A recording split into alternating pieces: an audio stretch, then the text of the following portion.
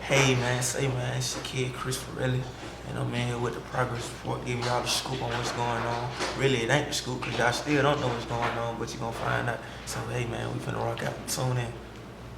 The progress report. All right, what's going on? It's your girl Lala Shepherd. This is the progress report. What's up? It's your girl DJ Excel. And we got our next guest in the building. What's good? Hey man, what's going on? It's your boy Chris Ferrelli. What's going? Chris Ferrelli, how are you? I'm fine. I'm marvelous. Watch y'all. He said he marvelous. We good. Look, we can't complain. You know, it's Wednesday. Look, I'm trying to wake up and just be like, I'm marvelous today. I'm For about sure. to start using that word. I like that. Just have a robe on, just open the door, butt naked. Got to. You only live once, man. You Oh, only okay. live once. That's right. You only Okay. live once. All right, Chris, man, you here? Man, you know, I first got introduced to you at the Coalition DJs meeting, man. Right. Like somebody just said prior to starting this interview, man, you killed that stage. You know what I mean? Like you Appreciate owned the stage, and like you really took over that joint. You know what I mean? And that's what we look for. Like whenever we see an artist come up on that stage, we want them just to own it and like bring us into your world. You know what I mean? And that's Right. what you did. And then too, another thing I noticed, like a lot of people already knew some of your music. You know what I mean? Right, So right. tell us about yourself, where you come from, and all that good stuff.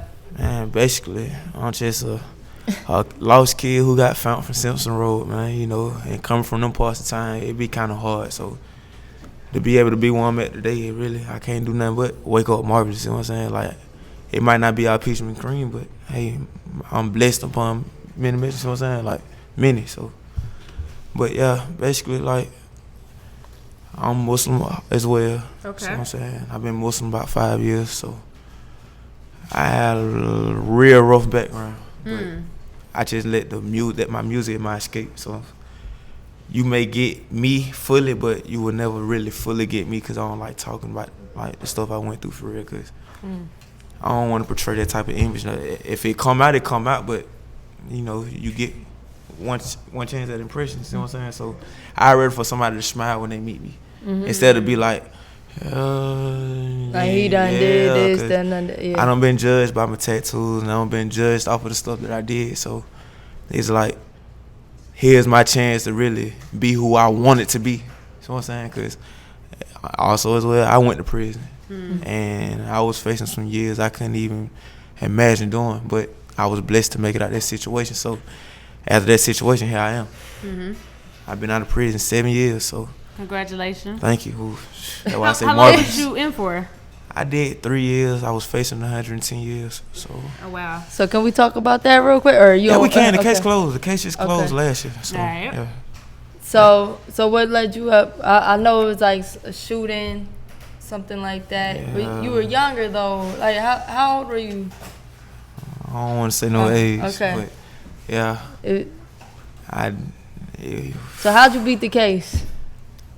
for one, no co-defendants. Okay. I'm gonna put it out there. I do everything by myself, but sure. I can own up to everything now. But basically, how I beat, I had a public defender and all. Like, Oh wow. but it's just how it all played out. Everything played in my favor. Like, I kept my mouth closed.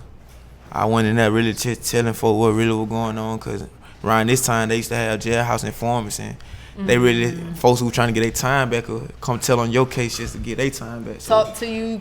basically, I was just in there like being me, basically, and my mama didn't raise no punk, so it's like I was doing some things that they could have got me staying in there longer, but.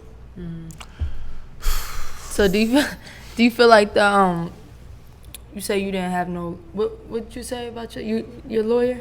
A public defender. Yeah, Do you his feel name like Evan they? Franklin, and I thank him to this day. So he held you That's down awesome. though. That's he rare. fought for me like That's a rare. real lawyer, and the reason why I made him feel like I didn't do it. You know what I'm saying? So when you genuinely make somebody feel like you can do something, they gonna work for you. And then it's just like I wasn't no troublesome kid. At the same time, it's just how I was growing up in the area I was growing up in. You either gonna run them over, or you gonna get ran over. So I got with the program. Like I'm not sweet. I'm not finna be nobody. You know what I'm saying? I'm not finna be one of them. So what was going through your mind when you looking at 108 years? Was just some No, bullshit, like, cause 110. when you know, like. But this, at the time, I didn't fully know what I was facing. Okay. I didn't know what I was facing until I kept denying the pleas. So when I kept denying the pleas, my first plea was a 20 to 12. I wasn't finna do that for nobody. Then my second plea, it was the same plea, it didn't change. And you know you only get 3 pleas. So, like I said, like all my court dates was like 3 months apart. Like I wasn't going back to back because of the case. It was a high profile case. It made the news. It stayed on the news for a good month and some change because of the incident. So it's like now on this high profile case, it's like they were trying to make an example out of me.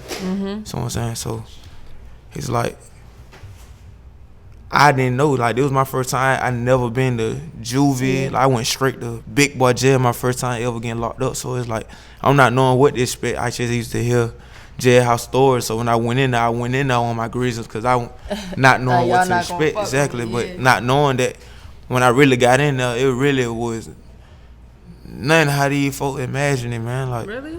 man, I promise you, bro. Like now. I don't encourage nobody to do nothing. Jail is not the place to go. It don't make you cool. But if you are in those circumstances, hey, man, you got to be a man before anything. You got to stand up for what you believe in and don't fall for nothing. So yeah, and that's what Scrap said. Like, that's what got him a lot of respect. Just being a man. be you. Like, don't like. And now they can feel when you trying to be something you not. See what I'm saying? Like, if it's naturally in you, they can tell. Like, that's just like when you talking to somebody like that. You could tell if they really, you see what I'm saying, about what they saying or how they go because of how they saying it. Like, you know who been through something, you know who ain't. Like, you could just tell that. Like, if you can't, then the streets ain't for you either. So I'm saying. So. All right. So looking at 110 years, getting out just after like 3 years, like how different are you looking at life? Were you looking at life? Oh, I switched it up completely. Yeah. In like what ways? I can put it out there because of my situation. I used to gangbang. So I'm gonna just leave it at that. But when I came home, all that friends, bro, twin, hey, miss me with. Now I'm not gonna lie, a situation came back to where I kind of almost started falling back into that kind of crowd again. But I got it together, and I used to do this one little method that it always reminded me of what I was going through. And in jail, it's called a jailhouse pocket. And what I used to do, it's nothing but noodles and chips, but it's how you make it. See, in jail, you don't have microwaves. You don't even really have heat like how these lightings is. The heat from used to leave our food on it, and that's what cooked the food. So it's like I just go to the store and buy some chips and noodles and make a jailhouse pocket, and then put me back in that state, like, and that's what keep me focused. Mentally, you had to take mentally, that's what I had to do to be like, nah, bro, you don't want to go there. Exactly, like, and I just do that from time to time. Like most folks, everybody got their own remedy. That just remind me to stay focused. You know what I'm saying? Like, cause it's I'm young. So what I'm saying, so it's very easy to get caught up being in the wrong place. That's why I watch who I hang around. I know if you don't mean me no good, I don't knock you. But hanging, I'm not standing there no more than 3 minutes with you. Like, I got friends that really feel like I'm fake, but they gotta understand you ain't went through what I went through. You don't got them. Like when I went to prison, I got kids now. So it's like, why play with them and jeopardize them growing up without their dad because I want to be in the street. And that's why I don't really make street music. Like, I make relatable music. Like, y'all heard the music. Like, everything is real life stuff. And it sounds exactly like how they would make it. And it's just I'm putting the real in it. Like, I can give you the sound what you want to hear, but I'm going to give you the story too, though, at the same time. So I kind of really learn how to touch bases on real life and not put it in my music. So really, like, when you hear my music, you hearing me, but it's more of a spoken word for somebody who don't know how to express it themselves. So what I'm saying, that's what type of artist I am. Like, I express emotions, like, in a way, like, any type of emotion you feel, I had a song for it. And you feel like it's a good release for you? Of course. Because you say you don't really want to talk about, like, deep stuff. No, we can talk about it. No, I'm saying, like, as a rapper, like, a lot of rappers use that, you know, they songs to release, but you saying, like, you don't even really want to go. How it is with me, when I record, just how I record, if you hear the cadence in my songs, that's me relieving it. Like, how I'm able to control my pitches and, like, I used to be very argumentative. Now I really don't even like arguing. Like, folks think I'm nonchalant, but it's just like it get tiring. See what I'm saying? So it's that's like now I know how to use it with music. I'm not confrontational. Like, you seem real chill. I mean, this the new me. I'm telling you, it used to be the total opposite.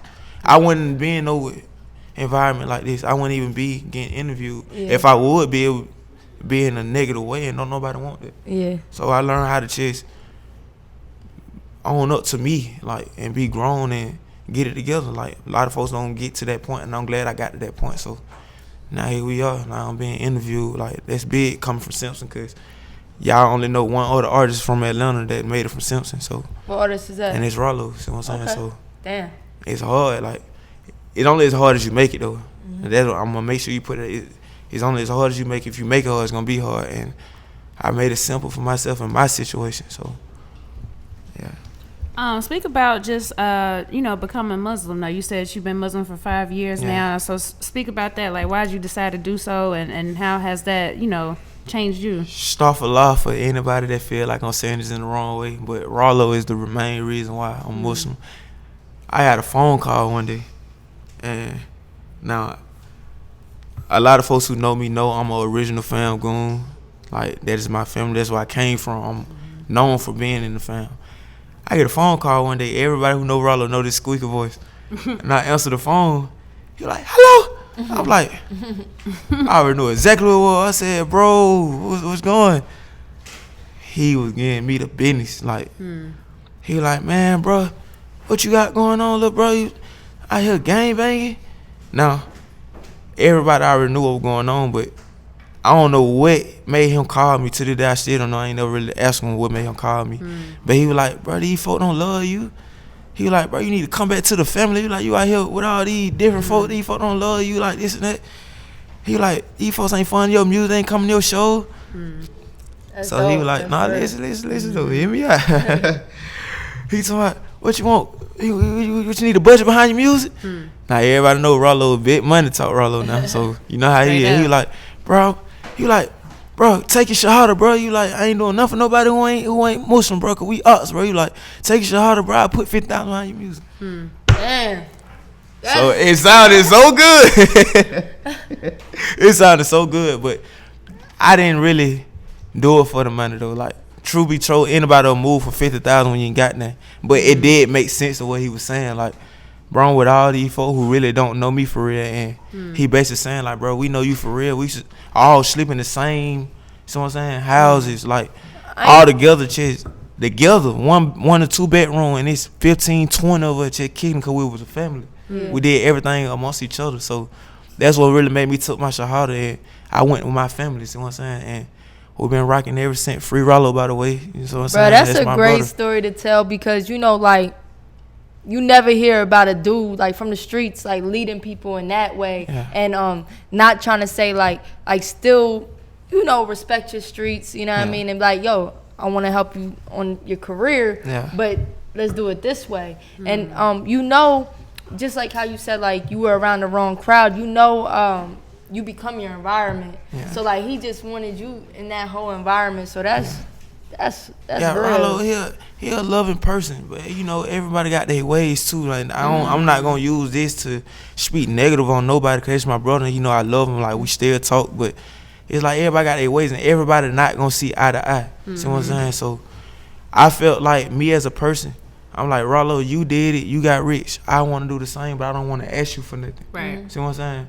Cause when you ask somebody for something, they can take it differently. So what I did was, like I say, no negative way. I just pulled myself from it and was like, if you can do it, I can do it.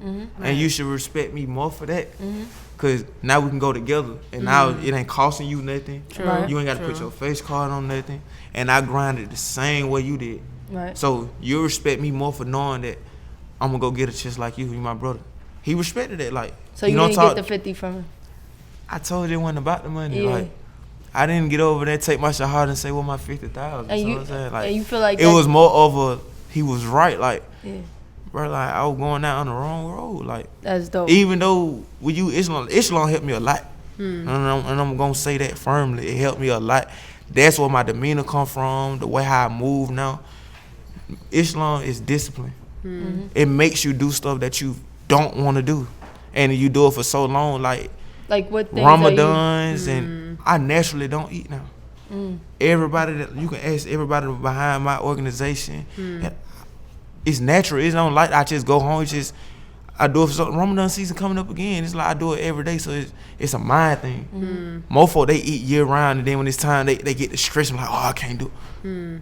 I've been fasting year round, so it's like when they come, it's a regular day. Now I just know I gotta praise more. See what I'm saying? And do us more, but it's natural. Like everything that alone showed me everything is a mind thing. What you go through is about everything that you accumulate with your thoughts. Right. You think negative waking up in the morning, you finna have negative events come your way. For sure. The laws of attraction. It not live by that. So when y'all ask me how it's marvelous, because guess what? I'm going to have a marvelous day. If you throw something negative at me, I'm finna, okay. Being confrontational is you ain't doing nothing but feeding the negative energy. So it's like every day. Now, I'm not saying I'm perfect. I'm not perfect. But I work on it every day. I work on myself. I don't like arguing, but it's like it's just some events. It's just like it get to pushing, and you will have to get it together. I'm like, man, look, like get it together. Yeah. Find something that makes you happy. Making music, right? Record and make me happy, because I get to express my feelings how another rapper would never ever do. And I won't say never ever do, but I'm saying like the type of music I make, another artist will feel like they and they pride to make it. Like I'm a dude, so it's like I get on the track and I'm gonna make this song about how this woman feel, knowing the woman's perspective, but it's coming from a man. It's not too many artists who will do that. As a rapper, singers do it all the time. Right. But and you know what's dope? Rap and do it. I think times is changing where people are a little more open to it. Like even just like harmonizing and all that. Like probably maybe 10 years ago, like a dude singing that wasn't really a vocalist or something, people would clown him. But now it's like, it's a trend, I think it's just an open format in a sense, or starting to open up, where it's like, hey, if it's dope, it's dope. Right. You know what I'm saying? And like, even like the dude that, damn, I'm trying to think of his name, that Lucid Dreams, like his song. Juice WRLD, yeah. He hard. Yeah, and like he opened up. And the crazy thing about it, I seen myself making a track like that. Yeah. Like, when I hear it, I'm like, that's hard. Because the concept, I think like that. But he more into the rock, because that's what Money at. Like, he identified what he wanted to do. And he did it. Like, all his music is that. And it's like, it's hard coming from where you from, because he from a background like where I'm from, and make that type of music. It just shows that Chicago. It can be done. Facts. You wouldn't think of no Chicago rapper doing what he doing. Yeah, and that's how I look at myself. For sure. No, I agree. I definitely think everything is all mental, for sure, like you said. You know what I mean? We always talk about that all the time. You know, you are your thoughts, you know. So talk about linking with 10K Entertainment, man. Wow, like, man, shouts out to 10K, man. Everybody over there, you know, they more of a strategic label. So I'm going to get into that. It was a point in time where I wasn't, you know what I'm saying, having money like that. I was really in the streets, but I had that same mentality I have now. Like, I never been locked up for the illegal stuff that I was doing growing up, besides that first case. So it's like, I didn't want to jump back into the streets knowing that I'm fresh home and everything changed, because that's how it be. Like, you can say this all day, and then as soon as you do it, boom. So it's like, I tried to stay strong. I'm like, I stopped taking all that, because everybody do it. They got excuse of what they doing this for. So folks selling drugs to do music, or folks got a job to do music, or folks go do this to do music. Just do music. See what I'm saying? Like, just do whatever you trying to do, just do it. When I started thinking like that and started doing it, hey man, I didn't have money for studio time. So what I was doing was, I get on Instagram, pull up the hottest track that's going around right now. And then what I was doing was, I was freestyling, but I'm good with punchline metaphors and like the whole lyrical aspect of it. But it's like, sometimes that's not what everybody catch on to. So it's like, I was playing around one day, and I did the Tokyo Jet freestyle. And y'all know how wretched that song is. Like how she made it. It's a strong song. Shout out to Tokyo. It's a strong song, because she really meant what she said. But if you listen to it, everybody don't really go through that. You see what I'm saying? Like, hood people go through that, because some dudes can't get it together, but it's some strong people out here who wouldn't know how they feel. So it's like, I got to keep that same element when I freestyle.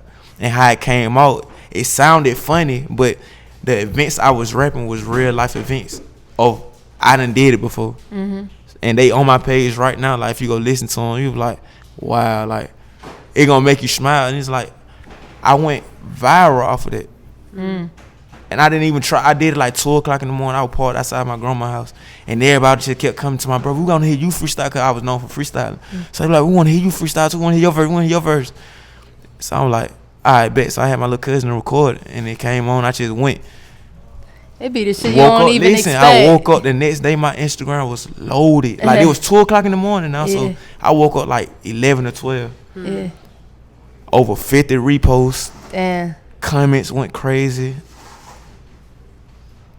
But this the day Tokyo had just stopped putting them on her page when I did mine. So it's like, everybody asked, they were like, did Tokyo put it on her page? I don't know if she seen it or not, but I still released it. I went viral. So one thing about going viral, it make you feel some type of way too. It make you feel good, like, in a way, like, I can't explain. It's like, wow, she went viral, everybody paying attention. So it's like, now you trying to eat it up. Yeah, you trying to eat it up and figure out, like, okay, what can I do to keep this attention now? So it's like, I dropped another freestyle, but this freestyle was on the punchline metaphors. It was just on the beach, just going. I'm like, okay, I'm going viral freestyle. It didn't work. Yeah. I did like 1,000 views, probably like 3 or 4 reposts. I'm like, I sat back. I always look at everything and grasp the elements of why certain stuff worked the way it did. So I'm like, what made that freestyle go viral? Then when I realized it was the ratchet, crazy boyfriend scheme that I was rapping on. So I'm like, okay, this around the time when Ella May dropped her tripping song. Okay. Now you know the whole situation with Jacquees, and he did one. Yeah. What I did was went totally opposite from everybody else. I kept the crazy boyfriend scheme. So I said, okay, I did it. Didn't even really think about it. I was like, I ain't think about it the first time. I was like, I ain't even think about it. So same thing. I got over fit. Like, this time I had like over 80 reposts because of the element that I was rapping. Like, it's true to man, because that's how we act genuinely. And that's the type of stuff that we say, but ain't nobody really put it in music. So it's like, oh, that's crazy. Now, when I dropped this tripping freestyle, I had people like Milk Marie, shout out to Milk Marie, because I feel like she made this happen. Like, when people like her started reposting on their page, I had people reaching out. That's crazy. Just off of Instagram. Not alone. Jamila from 10K, she reached out to me. I had like 3 other people reach out, but it's just the conversation that me and Jamila had, it just really just made me like, let me see what they talking about. Now, I ain't gonna act like labels was reaching out, but people were reaching out, like, what I asked, like, what I had going on. But me and Jamila, we had a good conversation, and it was on some, this one I had ended up getting a job at the railroad, so I'm making good money, but it's like my time was gone now. So it's like, with the railroad, I used to work 12 hours a day. Like, I was really clocking it. Like, your whole day. But it was mandatory, but I wasn't mad because my checks weren't bad. I was making $1,000 a week, minimum. So, but it's like, okay, now I got the money, but I didn't have the time. So when they linked up, they were like, whenever you get time, come to the studio, let's chop it up. So one day I ended up getting, I think I was off the next day, so I went on and pushed up on them, and it been full throttle ever since. They liked my vibe. So what we ended up doing is, I ain't gonna sit there and tell y'all the whole business of what we got going on, but we end up going to the studio, and you know how they be on the label. They want to sit down with you. They want to see how effective you are when you make music too. So we end up going to Street Execs. They booked the session for me, made a dope song. Y'all know the song to this day. I came up with that Can't Afford song off scratch. Like, I don't really write music, and the reason why I'm gonna say that, because I got controversial people saying I shouldn't say I don't write music. The reason why I say I don't write music is because when you reading, I heard that. When you reading, it's hard to give the right cadence you need because it's trying to keep up with the words and like how I'm feeling like I'm reading now, and when I'm just naturally feeling it and saying it from here. It's the same thing as me writing. Instead of me writing, I'm just gonna go ahead and say it. So that's the reason why I say I don't write, because the feeling be different. If I write half of the songs I got now, they wouldn't sound how they sound. Nah, that is true, and I heard people say that. It makes perfect sense. I do want to highlight the fact that you said, you know, at that time you didn't have no money for studio time, but you didn't let that hold you back, and you was like, fuck it, let me use this Instagram, and I want to highlight that because people always have an excuse, you know what I'm saying? But when you realize there ain't no excuse, just put it out there, and God gonna work His way, and, you know what I'm saying? And I'm trying to cut you off, but I did not expect none of them events. Like, I really was just doing it just to keep my page active, just to do something with music, just to keep me sharp. But like, it did what it did. Like, I should have kept that going, but I'm gonna say stuff happened for a reason, because now we got all these dope tracks that I don't work. I'm recording every day. It's not a day that go by that I don't record. If I don't record, it's because like now we got events or we got to go here and that. But I like to always record, because one thing about always recording, you get sharper. Right. You know what I'm saying? Well, more sharp. I'm sorry. Mm-hmm. You get more sharp, and you perfecting your craft. And once you perfect your craft and you know what you're doing, that's how you start getting paid for it. And they gonna pay for that talent. Like, you gotta be raw at what you do. Definitely. So what can we expect next, man? What's coming up for you? Man, I want it all to be a surprise to y'all. Just like all it's been a surprise for me. So all I know is we got a project. It's already done. I'm already working on more projects. We got singles. We got events that we throwing ourselves. See what I'm saying? Like, you got to do it yourself. See what I'm saying? Mm-hmm. Like y'all say, if you don't invest in yourself, you wasting your time. Like, that's why I appreciate everything they doing. Like, without them, and I'd probably still be freestyling in the car. Like, even though I got the money to go to studios, like, the passion, they re-gave me the passion, because I was doing music for so long and I wasn't getting nowhere. But I wasn't getting nowhere because of myself. I didn't know who or how to reach out. Like, I done had runs with a different few labels and like big labels, but all the big labels I was talking to always told me what I was lacking in. I was lacking in visuals. I was still working on my image, but they could tell. They were like, that was the easy part. But it like you said, it was when the streaming game shit came in, and now I completely know how to stream. I even know how it pay out, and that's why I encourage nobody, don't buy your screens. It's gonna get you what you need, but once you buy your screens, you still wasting your money because you're not gonna make it back. And I just found that out today. And not only that, but like, I think a lot of artists make money off of concerts. Yeah. And it's even like buying Instagram followers. All right, it look good, and you might, but when you got 1 million streams, but you do a concert and you can't even pull out 1,000 people, something don't add up. Right. You know what I mean? And the key is to genuinely get your streams, and the reason why I'm saying that is because that's what's gonna support you when you can't rap no more. When you can't go perform no more, when you got children, when you got a family, when you got these bills that you have to pay, them streams is what's gonna help pay for that when you 50, 60 years old. And if you paying for them and don't nobody genuinely listen to the songs, you're not gonna get the results you asking for. You might get the buzz of somebody saying, oh, he got 1 million streams or this and that, but if they wasn't genuine, you just played yourself.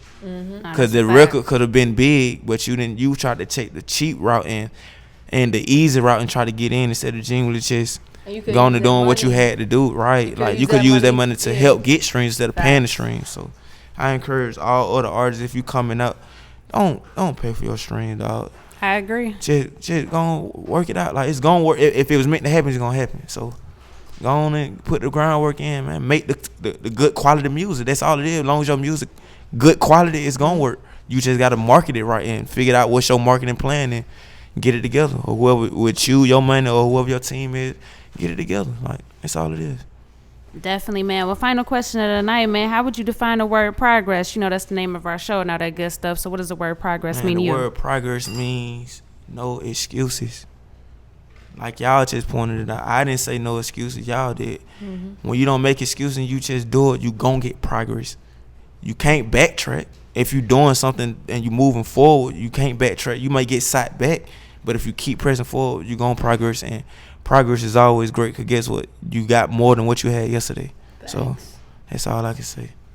Respect, man. Well, we appreciate you coming through the show, man. Let them know your social media. Where can they find you? Hey, man. Instagram me at chris.ferrelli, Ferrelli. We getting the other platforms together so it can be in unison. Everything is about unison and uniform. So mainly you can contact me on Instagram. I'm on that every day, giving y'all the sauce. You know what I'm saying? Dripping. You know what's going. For sure. All right, it's the Progress Report.